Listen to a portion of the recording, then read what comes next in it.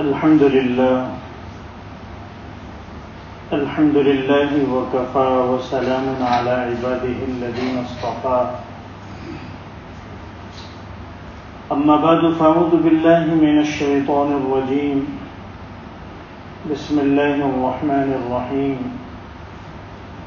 إذا زلزلت الأرض زلزالها وأخرجت الأرض أثقالها وقال الإنسان ما لها يومئذ تحدث أخبارها بأن ربك أوحى لها صدق الله العظيم.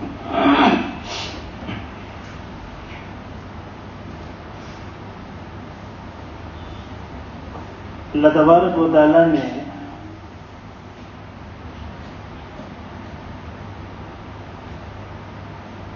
انسان کو اپنی عبادت کے لیے پیدا کیا ہے اور ساری مخلوقات کو اس کی خدمت میں لگا دیا ہے. اللہ کے رسول فرماتے ہیں الدنیا خلقت لکم وانتم خلقتم للآخرہ. دنیا تمہارے لیے پیدا کی گئی ہے اور تم آخرت کے لیے پیدا کی گئی ہے. اسی وجہ سے حضور اکرم صلی اللہ علیہ وسلم فرماتے ہیں کہ عقل مند انسان وہ ہے جو موت سے پہلے موت کی تیاری کر لے. الکیس من دان نفسہ وعمل لما بعد الموت. کیس اس شخص کو کہتے ہیں جو بہت زیادہ عقل مند، بہت زیادہ سمجھدار ہو. دنیاوی اعتبار سے بھی بعض لوگوں کو عقل مند کہا جاتا ہے. جو دنیاوی اعتبار سے مال کمانے اور دولت بنانے کے اعتبار سے بہت سمجھدار ہو.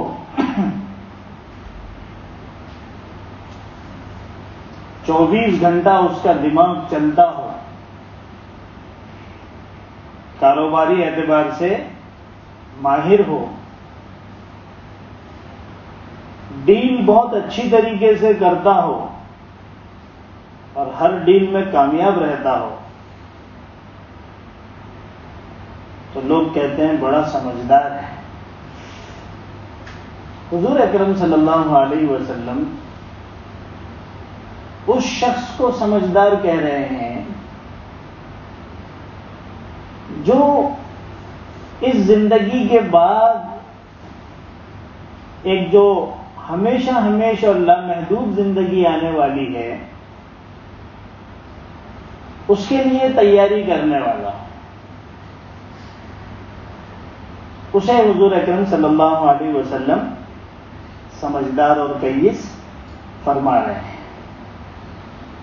کہ الکیس من دان نفسہ وعمل لما بعد الموت، کہ جو مرنے کے بعد آنے والی زندگی کے لیے تیاری کرتا ہے وہ حقیقتاً سمجھدار ہے، عقل مند ہے. تو اللہ تبارک و تعالیٰ نے اس پوری کائنات کے نظام کو در حقیقت انسان کی خدمت کے لیے پیدا کیا اور وہ برابر اپنا کام کر رہے ہیں. اس میں ذرا برابر بھی کمی زیادتی نہیں ہوتی، اونچ نیچ نہیں ہوتی. کبھی یہ ریکارڈ نہیں کیا گیا کہ جب سے کائنات بنی ہے اللہ تعالیٰ نے سورج اور چاند کو بنایا ہے سورج اپنے وقت پر طلوع نہ ہوا ہو، سورج اپنے وقت پر غروب نہ ہوا ہو. ایسا کوئی ریکارڈ نہیں. ہوائیں اپنے وقت پر چلتی ہیں، بارشیں اپنے وقت پر ہوتی ہیں، زمین اناج اپنے وقت پر نکالتی ہے، پانی لوگوں کو سیراب کرتا ہے، سارا نظام برابر چل رہا ہے، اور یہ نظام آپ اور میرے لیے اور ہم جیسے انسانوں کے لیے بنایا گیا ہے، اور اللہ تعالیٰ ہم انسانوں سے کہہ رہے ہیں کہ تم ہمارے لیے بنائے گئے ہو، ہماری عبادت کے لیے تمہیں بنایا گیا ہے، تمہاری زندگی کا مقصد پھر یہی چاند، پھر یہی سورج، پھر یہی زمین، پھر یہی کنکریٹ، پھر یہی لوہا، پھر یہی پانی، پھر یہی ہوا نہیں ہے، یہ تو آلریڈی تمہاری خدمت میں لگے ہوئے ہیں۔ تمہاری زندگی کا مقصد ہماری عبادت ہے، ہماری معرفت ہے۔ وما خلقت الجن والانس الا لیعبدون، ہم نے تو انسانوں کو بنایا ہی اس لیے ہے تاکہ وہ میری معرفت حاصل کرے، میری حقیقت کو جاننے کی کوشش کرے، میری عبادت کرے، مجھ کو راضی کرے۔ لیکن دنیا بھی ایک ایسی چیز ہے جس کے بارے میں حدیث ہی میں آتا ہے، الدنیا حلو خضر، میٹھی بھی ہے اور سرسبز و شاداب بھی ہے۔ آدمی فطرتاً مٹھاس کو پسند کرتا ہے اور شادابی اس کی نگاہوں کو اچھی لگتی ہے۔ صحرا اور خشک میدان اسے پسند نہیں ہے، وہ ہریالی دیکھنا چاہتا ہے، وہ شادابی ڈھونڈتا ہے۔ وہ جب تھک جاتا ہے اور کچھ عرصہ اس پر گزر جاتا ہے دنیا کی محنتوں میں، تو پھر وہ ان مشغولیوں سے نکل کر شادابیوں کی طرف جاتا ہے کہ تھوڑا پہاڑوں کو دیکھیں اور تھوڑا ہریالیوں کو دیکھیں اور تھوڑا پھولوں کو اور پھلوں کو دیکھیں، اور اس کنکریٹ کی دنیا سے نکل کر قدرتی مناظر کا لطف لیں۔ یہ انسان کی فطرت ہے۔ وہی لوگ صحت مند بھی ہوتے ہیں جو کھلی فضاؤں میں اور شادابیوں میں رہتے ہیں۔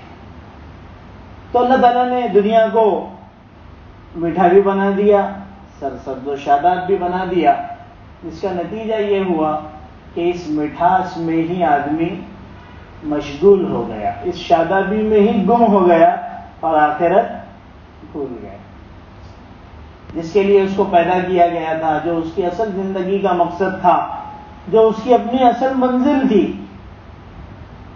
جہاں کی کامیابی اور ناکامی ہی اصل کامیابی اور ناکامی ہے، جہاں کی نعمت کبھی ختم ہونے والی نہیں ہے۔ دنیا کا بڑا سا بڑا آدمی بھی سب کچھ چھوڑ کر ہی چلا جاتا، اگر وہ وصیت بھی کر جائے کہ میرے ساتھ میرا پورا مال میری قبر میں ڈال دیا جائے، تو اس کے رشتہ دار راضی نہیں ہوتے۔ جو کبھی کسی مفتی کی شکل تک نہیں دیکھے ہوں، وہ دوڑے ہوئے چلے آتے ہیں کہ بھئی شریعت کیا کہتی ہے۔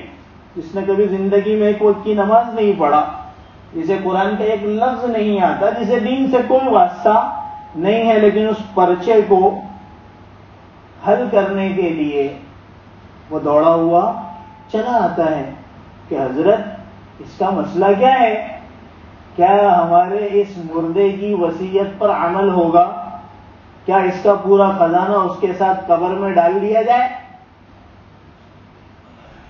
تو پھر اس کو جواب دیا جاتا ہے نہیں، کہ تمہارے لیے بھی فتنے کا ہی سبب ہے، اس کو ڈالا نہیں جائے گا، تمہارے لیے ایک آزمائش ہوگا، اس کو تمہارے پاس رکھا جائے گا، اس کی وراثت تقسیم ہوگی۔ تو دنیا کا مال و متاع تو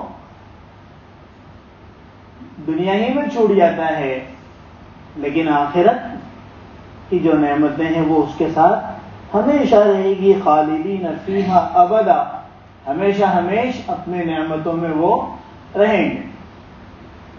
تو یہ جو آخرت تھی وہ ہم نے عملاً بھلا دیا، زبان پر تو ہے، زبانی اعتبار سے دیکھا جائے تو جیسے کہا جاتا ہے نا کہ بمبئی کا بیکار بھی بیکار نہیں بلکہ سب سے زیادہ کام اس کے پاس ہی ہے، جس کے پاس کوئی ملازمت نہ ہو، جاب نہ ہو، کاروبار نہ ہو، کوئی کام نہ ہو، آپ دیکھیں گے 24 گھنٹہ فون پہ، آپ دیکھیں گے وہ ہمیشہ کسی نہ کسی ایکٹیویٹی میں ہے، آپ دیکھیں گے اس کو ہمیشہ مصروف ہے، تو سب سے زیادہ کام میں وہی نظر آتا ہے. اور جو بیچارہ کام کرنے والا ہے، کوئی دکان پر مکھی مار رہا ہے، کوئی جو ہے وہ اپنی سیٹ کے اوپر بیٹھا ہے، لیکن کام ہے، کر رہا ہے. ایسا نہیں کہ نہیں کر رہا ہے، لیکن وہ اتنا مصروف نظر نہیں آتا جتنا آپ کو وہ نظر آئے گا. اسی طریقے سے زبان کے جو ماہر ہوتے ہیں ان سے آپ اسلام کے بارے میں سنیے، توحید، رسالت، اسلام کے عقیدے. تو زبان پہ بہت کچھ ہے، لیکن پریکٹیکلی زندگی میں کچھ بھی نہیں، نہ گھر میں ہے، نہ زندگی میں ہے، نہ دوسری طرف کچھ ہے. تو اس طرح کے معاملات جو ہے آپ کو زیادہ نظر آئیں گے کہ انسان زبان سے بہت کچھ بولتا ہے لیکن عملی طور پر صفر ہوتا ہے. اللہ تبارک و تعالیٰ کے یہاں تو عمل دیکھا جاتا ہے، اور جتنے بھی عمل کرنے والے ہیں آپ دیکھیں گے کہ وہ بولتے کم ہیں، ان کی زبانیں گم ہیں اللہ کی عظمت کی وجہ سے، ان کی زبانیں گم ہیں آخرت کی فکر کی وجہ سے، ان کی زبانیں خاموش ہیں حساب کتاب کے ڈر کی وجہ سے کہ کل آخرت میں کیا ہوگا. اپنی زبانوں کو بند رکھو. فَلْيَضْحَكُوا قَلِيلًا وَلْيَبْكُوا كَثِيرًا. کم ہنسو، زیادہ رو. آج دنیا نے ماڈل چینج کر دیا. صحت مند رہنا ہے، دماغ چاقو چوبند رکھنا ہے، باڈی فٹ رکھنا ہے، جسم کے جتنے آرگنز اور جتنے اعضاء ہیں ان کو متحرک رکھنا ہے. تو خوب ہنسو اور چلا چلا کے ہنسو. آپ جائیے صبح غیروں کے علاقے میں خاص طور پر، اور کبھی کوئی غیر ہمارے علاقے میں آ جائے تو بھی وہ چیز منظر نظر آتا ہے. اچانک ایک آواز شور والی، زور والی اٹھتی ہے، لوگ حیران ہو جاتے ہیں کیا ہوا، تو پتہ چلا کہ وہ ہنس رہا ہے، اور گروپ بنا بنا کے لوگ ہنستے ہیں. اللہ کے رسول صلی اللہ علیہ وسلم کی حدیث بھی ہے، کم ہنسو، ہنسنے کی وجہ سے تمہارے چہرے کی رونق چلے جاتی ہے. دل آخرت سے ہٹ کر دنیا کی طرف آ جاتا ہے. اس لیے ہنسی کم ہو، رونا زیادہ ہو. رونے کی وجہ سے دل میں تقویٰ پیدا ہوتا ہے، آخرت کی فکر پیدا ہوتی ہے. اللہ تبارک و تعالیٰ چہرے پر نورانیت دیتے ہیں. اللہ والوں کے چہروں کو دیکھیں، اللہ والوں کے چہروں پر جو ملاحت اور جو نورانیت ہوتی ہے وہ اچھے سے اچھے خوبصورت آدمی کے چہرے پر بھی نہیں ہوتی. ایک کشش ہوتی ہے جو انسان کو اپنی طرف کھینچ لیتی. یہ ہے اصل نورانیت اور یہ ہے اصل روحانیت. کبھی آپ نے دیکھا ان کو چیختے ہوئے اور کہاں لگاتے ہوئے ہنستے ہوئے؟ نہیں. تو راتوں کو رونے والے ہوتے ہیں، تو عبادت کرنے والے ہوتے ہیں. اللہ اس کی برکت سے ان کے چہروں پر نورانیت دیتے ہیں. ان کی تہجد کی نمازوں کی وجہ سے اللہ ان کے جسم میں روحانی قوت نصیب فرماتے ہیں، جسم میں طاقت عطا فرماتے ہیں. حدیث پاک میں آتا ہے کہ تہجد کی نماز پڑھنے کی وجہ سے آدمی کے جسم میں قوت آتی ہے. تو بہرحال اللہ تبارک و تعالیٰ نے ہمیں پیدا کیا تھا آخرت کے لیے، اور ہم دنیا ہی میں مصروف اور مشغول ہو کر اس کی مٹھاس سے متاثر ہو کر اس کی شادابی اور اس کی ہریالیوں میں منہمک ہو کر آخرت سے کیا ہو گئے؟ غافل ہو گئے.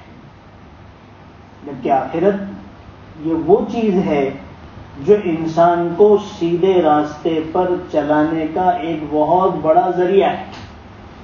آخرت کی ایک فکر ایسی ہے جو انسان کو دوسرے بڑے بڑے عقیدوں کا پابند بنا کے رکھتی ہے. دیکھیے، اصل چیز ہے عقیدہ.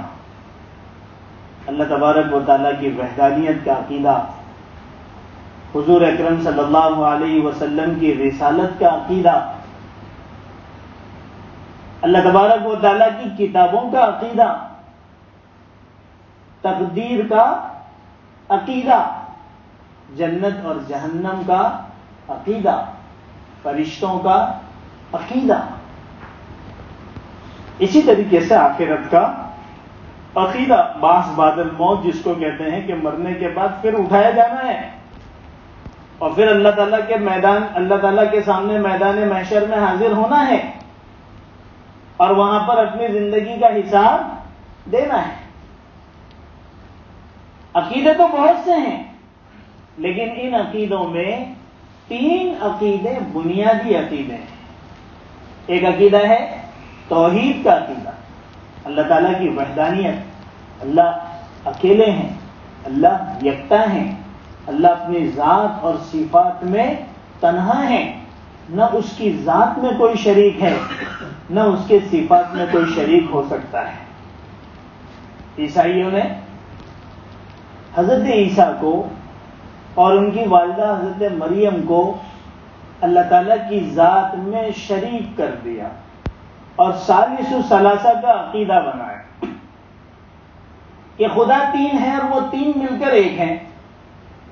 اللہ تبارک و تعالیٰ نے قرآن میں کئی جگہ اس عقیدے کے باطل ہونے کو دلائل سے واضح کیا، یہاں تک کہ کل قیامت کے دن جب سارے نبیوں کا نمبر ختم ہو جائے گا تو حضرت عیسیٰ کو الگ سے کھڑا کیا جائے گا اور حضرت عیسیٰ سے پوچھا جائے گا اَأَنْتَ قُلْتَ لِلنَّاسِ اتَّخِذُونِي وَأُمِّيَ إِلَٰهَيْنِ مِن دُونِ اللَّهِ، کیا تو نے لوگوں کو کہا تھا کہ مجھے اور میری والدہ کو 2 معبود بنانا اللہ کے سوا؟ قال سبحانک، تو پھر وہاں سے پھر حضرت عیسیٰ جواب دیں گے کہ اللہ تو تو پاک ہے، تو تو تنہا ہے، تیرا کیسے کوئی شریک ہو سکتا ہے، اور مجھے کہاں حق ہے کہ میں اتنی بڑی بات کہوں، اور اگر میں نے ایسی کوئی بات کہی تو تیرے علم میں تو ضرور ہوگی، تو میرے جی اور اندر اور دل کی باتوں تک کو جانتا ہے، میری زبان کی بات کو تو ضرور جانتا ہوگا، یقیناً جب تو یہ کہہ رہا ہے اور تیرے علم میں یہ ہے کہ تو نے ایسی بات نہیں کی تو میں نے ایسی بات نہیں کہی ہے، میں تیرے جی کے بات کو نہیں جانتا، میں تو عاجز ہوں، تیرا علم تو لا محدود ہے۔ یہ ہے توحید۔ سب سے زیادہ بہترین انداز میں اللہ تعالیٰ نے قرآن کریم میں سورہ اخلاص کے اندر توحید کو بیان کیا، چھوٹی سی سورت ہے اور پوری توحید ہی توحید سے بھری ہوئی ہے۔ مشرکین مکہ حضور اکرم صلی اللہ علیہ وسلم کی خدمت میں حاضر ہوئے اور آ کر کہا کہ تم ہمیں بتوں کی عبادت سے منع کرتے ہو اور ایک خدا کی طرف دعوت دیتے ہو، ذرا اپنے خدا کا نسب تو بیان کرو، تمہارے خدا کا نسب کیا ہے؟ حضور اکرم صلی اللہ علیہ وسلم پر سورہ اخلاص اتری، قل هو اللہ احد اللہ الصمد لم یلد ولم یولد ولم یکن له کفوا احد۔ اب اللہ اپنا نسب بیان کر رہا ہے، کیونکہ اللہ کا کوئی نسب تو ہے نہیں، اللہ تو تنہا ہے، تو اللہ تعالیٰ نے اپنے تنہائی والا نسب بیان کیا، قل هو اللہ احد، اے نبی آپ کہہ دیجئے اللہ اکیلے ہیں۔ احد کا ترجمہ جو ہے وہ ایک کے بجائے یکتا کرنا زیادہ بہتر ہے، ایک کے بجائے یکتا، یکتا کا مطلب ہوتا ہے تنہا، تو اللہ کیا ہے؟ یکتا ہے، اللہ تنہا ہے، اللہ 2 نہیں ہے۔ جیسے پارسیوں کا عقیدہ ہے، پارسی یہ پرانی قوم ہے، ان کا عقیدہ کیا ہے کہ خدا 2 ہیں، ایک خدا خیر کا ہے اور ایک خدا شر کا ہے، ایک کا نام ہے اہرمن، دوسرے کا نام ہے یزدان۔ اللہ نے کہہ دیا اللہ یکتا ہے، نہ 2 ہے نہ 2 سے زیادہ کے ہر کنکر اس کے نیچے شنکر، یہ بھی مسئلہ نہیں ہے اور 2 والا مسئلہ بھی نہیں ہے، اور نہ ہی عیسائیوں کی طرح سے 3 ہے۔ اللہ تعالیٰ نے اپنی وحدانیت کو اس میں بیان کیا۔ اسی وجہ سے مسئلہ یہ ہے کہ کسی بچے کا نام احد رکھنا صحیح نہیں، نام اگر رکھنا ہے تو پورا عبد الاحد رکھیں، کیونکہ یہ ایک ایسی صفت ہے جو کسی اور میں ممکن ہی نہیں. اس چیز کو بھی تھوڑا سا سمجھ لیجیے. اللہ تبارک و تعالیٰ کے بہت سے نام ہیں.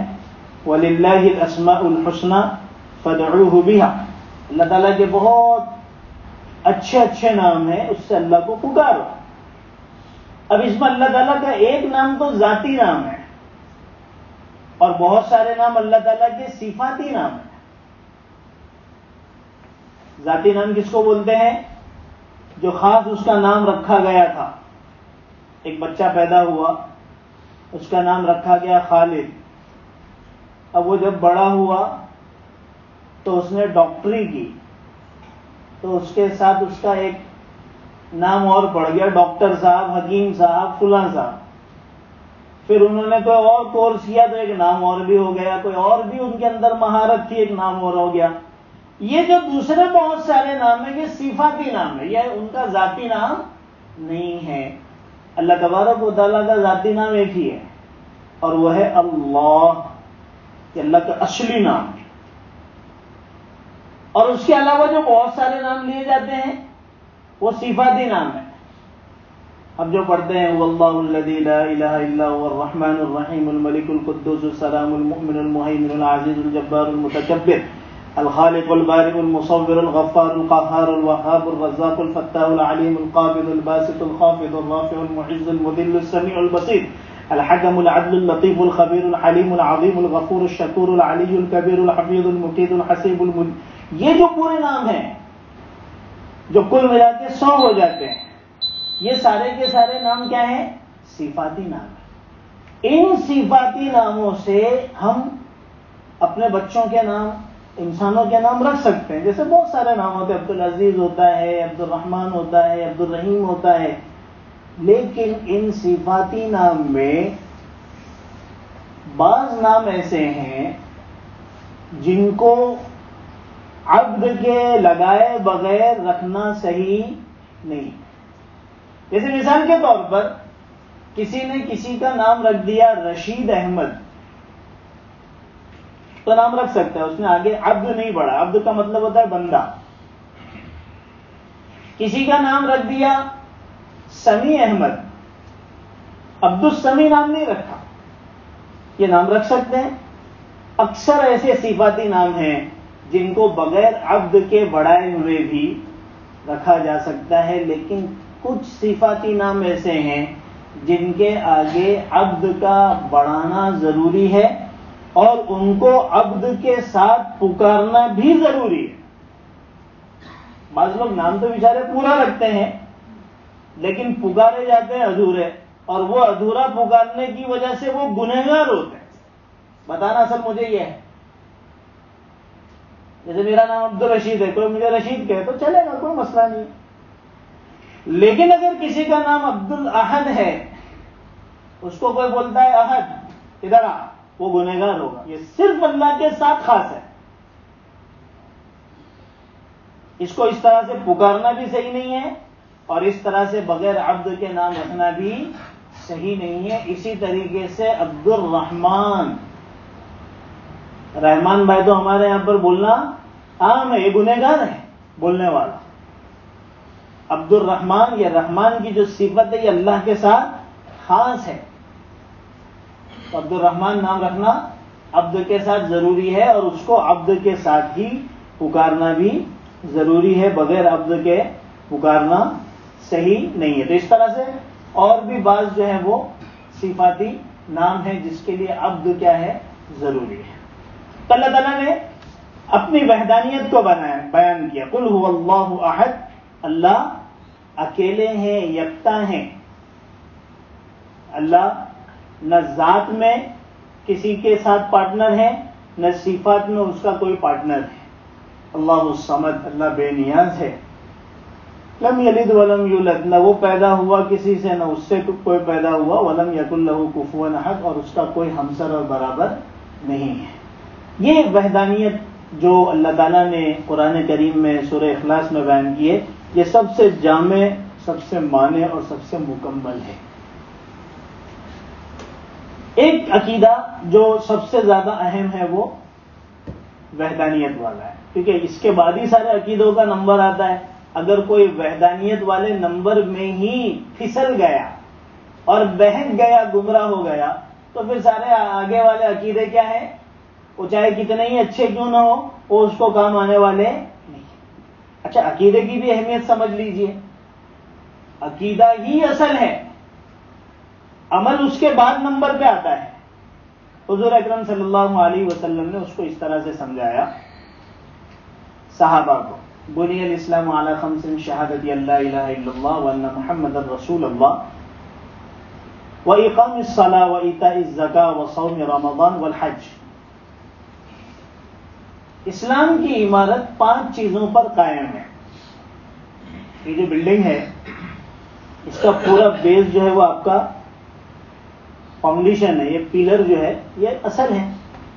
یہ جتنے مضبوط رہیں گے اتنی ہی بلڈنگ کے اندر مضبوطی رہے گی، اور اگر خدا نہ خواستہ یہ ہل گئے یا ٹوٹ گئے تو عمارت بھی جو ہے وہ ڈہ جائے گی.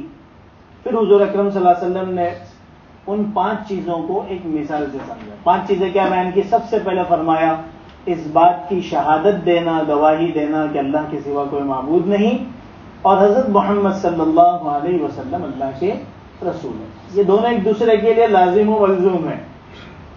صرف شہادت اللہ کی کافی نہیں، بغیر محمد الرسول اللہ کے شہادت. پھر فرمایا نماز قائم کرنا، زکوٰۃ کا ادا کرنا، روزہ رکھنا اور حج کرنا. پھر حضور اکرم صلی اللہ علیہ وسلم نے ایک مثال سے شہادت اللہ کی اور اس کے رسول کی، اس کی اہمیت کو بتایا کہ دیکھو جیسے ایک خیمہ ہوتا ہے، آپ کہیں جائیں تو آپ ایک ٹینٹ لگاتے ہیں، اس ٹینٹ میں ایک بیچ میں لکڑی ہوتی ہے اور پھر 4 طرف جو ہے وہ 4 کھوٹے گاڑھے جاتے ہیں اور اس کے اوپر خیمہ قائم ہوتا ہے. حضور اکرم صلی اللہ علیہ وسلم نے فرمایا، باقاعدہ سمجھا کیا کہ اگر اس ٹینٹ کا اور اس خیمے کا ایک کھوٹا کھل جائے تو وہ ایک طرف سے جھک جائے گا، لیکن خیمہ بہرحال کھڑا ہے.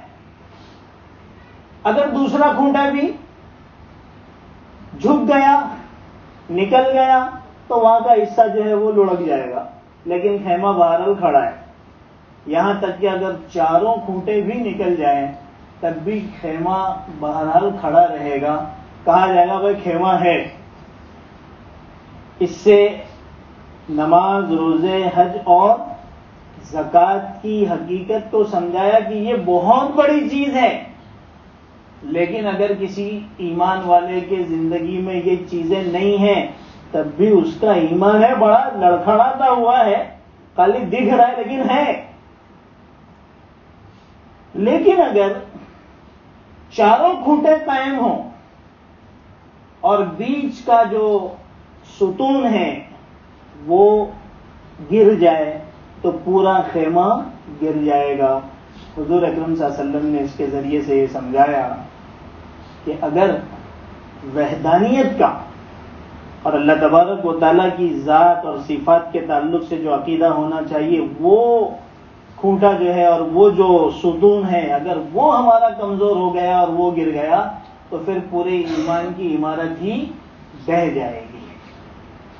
تو عقیدے بہت سارے ہیں، لیکن بنیاد جو ہے وہ اللہ کی وحدانیت، اور اس کے دوسرے نمبر پہ آتا ہے حضور اکرم صلی اللہ علیہ وسلم کی رسالت، کہ حضور اکرم صلی اللہ علیہ وسلم سچے رسول ہیں. اللہ تبارک و تعالیٰ نے آپ کو امام الانبیاء، خاتم الانبیاء بنایا. ایک بات یاد رکھیں، ہم حضور اکرم صلی اللہ علیہ وسلم کو صرف اپنا نبی اور رسول نہیں مانتے، بلکہ ہم حضور اکرم صلی اللہ علیہ وسلم کو اپنا سچا اور پکا رسول مانتے ہیں، اس عقیدے کے ساتھ کہ آپ آخری رسول ہیں. آپ کے بعد اب کوئی اور نبی اور رسول آنے والا نہیں. آپ کا خاتم النبیین والا عقیدہ یہ ہمارے اس عقیدے کا ایک لازمی حصہ ہے. ایک آدمی نعوذ باللہ یہ عقیدہ رکھے کہ میں حضور اکرم صلی اللہ علیہ وسلم کو اپنا رسول مانتا ہوں، لیکن اس بات کو بھی مانتا ہوں کہ ہو سکتا ہے کہ حضور کے بعد کوئی دوسرا بھی رسول آ جائے تو وہ کافر ہے. اس کا یہ عقیدہ اس کے لیے کافی نہیں ہوگا۔ حضور اکرم صلی اللہ علیہ وسلم کے بعد کسی بھی رسول کے آنے کا عقیدہ رکھنا حضرت عیسیٰ کو چھوڑ کر، کیونکہ حضرت عیسیٰ جو آخر میں آنے والے ہیں وہ رسول بن کر نہیں آئیں گے، وہ امتی بن کر آئیں گے۔ یہاں اس رسول اور نبی کی بات ہو رہی ہے جو اپنے رسول اور نبی ہونے کا دعویٰ بھی کرے اور پھر لوگ اس کے اوپر ایمان بھی لائیں، اس طرح کے۔ اگر کوئی ایسا عقیدہ رکھے گا تو وہ کافر ہو جائے گا۔ تو ہمارے لیے ضروری ہے کہ ہم حضور اکرم صلی اللہ علیہ وسلم کی رسالت کا عقیدہ رکھیں اور ساتھ ساتھ میں آپ کو خاتم النبیین بھی مانے کہ آپ کے بعد کوئی نبی آنے والا نہیں ہے۔ اسی وجہ سے علماء نے لکھا ہے، یہ بتانا اس لیے ضروری ہے کہ یہ دور جو چل رہا ہے اس میں یہ چیز کسی کے ساتھ بھی پیش آ سکتی ہے کہ اگر ایک آدمی نے مثال کے طور پر نبی کا دعویٰ کیا، دنیا میں آج کل بہت سارے لوگ پیدا ہو رہے ہیں جو بڑے بڑے دعوے کر رہے ہیں۔ اب ہمارا عقیدہ تو ہے کہ حضور کے بعد تو کوئی نبی آنے والا ہے نہیں، لیکن کسی نے نبوت کا دعویٰ کر دیا۔ اگر کوئی آدمی اس سے صرف اتنا سوال کر لے کہ اگر آپ نبی ہیں تو اپنے نبوت کے اوپر کوئی دلیل پیش کرو، بات سمجھ میں آ رہی؟ صرف اتنا اس آدمی سے سوال کر لے کہ اگر آپ نبی ہیں تو آپ کوئی معجزہ پیش کر دو، آپ کوئی دلیل پیش کر دو، اس سوال کے ساتھ ہی وہ کافر ہو جائے گا۔ کیوں؟ اس لیے کہ اس نے حضور اکرم صلی اللہ علیہ وسلم کے ختم نبوت کا انکار کر دیا۔ جب آپ خاتم النبیین ہیں تو دوسرے کسی نبی آنے کا سوال ہی نہیں آتا، تو پھر کسی سے یہ پوچھنے کا کہاں حق بنتا ہے کہ دلیل پیش کرو، معجزہ پیش کرو؟ یہ دلیل اور معجزہ کا مطالبہ ہی حضور کے ختم نبوت کا کیا ہے؟ انکار ہے۔ اتنی خطرناک یہ چیز ہے۔ تو دو عقیدے ہیں اور تیسرا عقیدہ جو ہے وہ آخرت کا عقیدہ ہے۔ یہ تین عقیدے بہت سارے عقیدوں میں بنیادی عقیدے ہیں، بیسک عقیدے ہیں۔ انشاءاللہ آئندہ اس سلسلے میں بات کریں گے۔ اللہ ہم کو توفیق عطا فرمائے۔